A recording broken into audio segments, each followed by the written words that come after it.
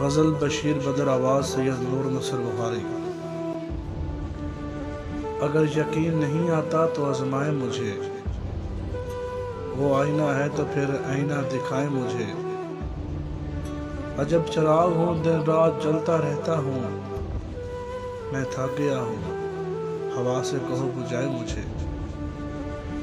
میں جس کی آنکھ کا آنسو تھا اس نے قدر نہ کی، بکھر گیا ہوں اب ریت سے اٹھائے مجھے۔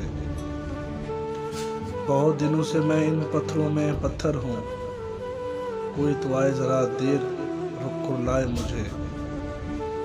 میں چاہتا ہوں کہ تم ہی مجھے اجازت دو، میں چاہتا ہوں کہ تم ہی مجھے اجازت دو، تمہاری طرح سے کوئی گلے لگائے مجھے، تمہاری طرح سے کوئی گلے لگائے مجھے۔